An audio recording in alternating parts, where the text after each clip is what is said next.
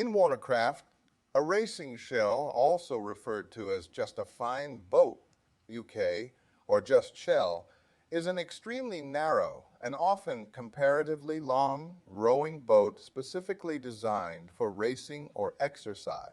It is outfitted with long oars, outriggers to hold the oarlocks away from the boat, and sliding seats. The boat's long length and semicircular cross section reduce drag to a minimum. This makes the boat both fast and unstable. It must be balanced by the rowers to avoid tipping. Being able to balance or set the boat while putting maximum effort into the oars is therefore an essential skill of sport rowing.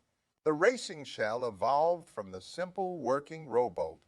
Boats with longer hulls and narrower in-beam were developed in the early 19th century specifically for team racing.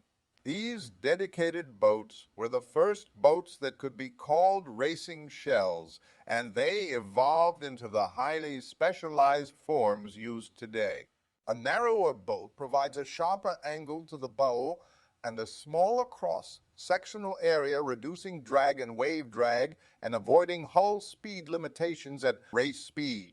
The first racing shells, while narrower than working rowboats, were limited by the width necessary to mount the oarlocks on the boat's sides. Gunwales. The attaching outriggers to the gunwales, the oarlocks could be placed farther out. This resulted in two things. Oars got much longer, providing more length to the strokes, and hulls got narrower until they were as narrow as possible while still retaining sufficient buoyancy and balance. Originally made from lapstrake wood. The next evolution of rowing shells were mainly created from thin plywood sandwiching a cardboard honeycomb structure with a fiberglass outer hull. Modern shells are usually made of carbon fiber reinforced plastic in a honeycomb structure. They are manufactured by either cold laying up of the carbon, which is then left to set, or by using heat curing, which ensures that the carbon fiber composite is properly set. The best shells are characterized by their stiffness, as the lack of flexing means none of the force exerted by the rower is wasted in twisting the boat.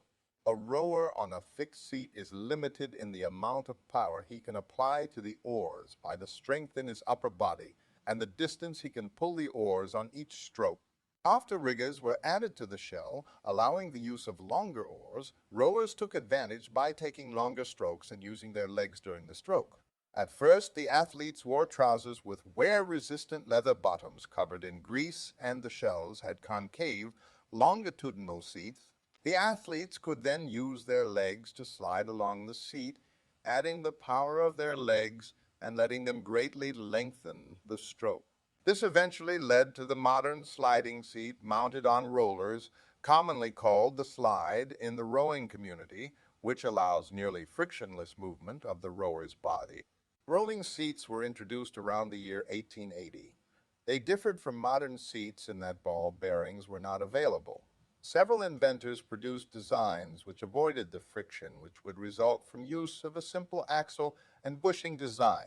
Patents were granted to Octavius Hicks, 1880, George Warren, 1882, and Michael F. Davis, 1882.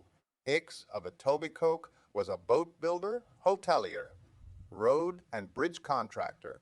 Warren of Toronto, a boat builder and famous decoy maker, was coach to world rowing champion Ned Hanlon. With the advent of the sliding seat, Hanlon was able to greatly outperform his English and American counterpart. The Davis seat used rollers in a race similar to a ball bearing. The same advantages may be obtained by fixing the seat and mounting the outriggers on rollers. Now the athlete's body mass remains stationary and the boat doesn't pitch bow to stern nearly as much. This improves the boat speed significantly. The disadvantage is that this arrangement may result in blisters on one's buttocks and in the risk of sliding off one's seat when exerting too much explosive force at the beginning of a race. In April 1877, Michael Davis of Portland, Maine, applied for a patent for a sliding rigger foot board with fixed seat.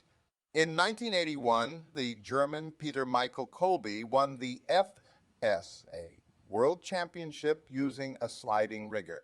In August 1983, FISA banned the use of the sliding rigger, presumably because it was thought to be more costly than sliding. Seat boats. There are a large number of different types of racing shells. They are classified using, although sculling and sweep boats are generally identical to each other except having different riggers, they are referred to using different names. Single and double sculls are usually steered by the scullers, pulling harder on one side or the other. In other boats, there is a rudder controlled by the coxswain if present or by one of the crew. In the latter case, the rudder cable is attached to the toe of one of his shoes, which can pivot about the ball of the foot, moving the cable left or right. The bowman may steer, since he has the best vision when looking over his shoulder. On straighter courses, the strokesman may steer, since he can point the stern of the boat at some landmark at the start of the course. On international courses, landmarks for the steersman, consisting of two aligned poles, may be provided. The most commonly damaged piece of rowing equipment is the skeg, which is a metal or plastic fin that extends from the bottom of the boat to help maintain stability and to assist in steering. This protrusion renders the skeg vulnerable to damage, but it is relatively easy to replace one by gluing in a new one. Hull damage is also a concern, both for maintaining equipment and for rower safety. Hull damage can be caused by submerged logs, poor strapping to trailers, and collisions with other boats, docks, rocks, etc. Racing boats are stored in boathouses. These are specially designed storage areas which usually consist of a long two-story building with a large door at one end which leads out to a pontoon or slipway on the river or lakeside.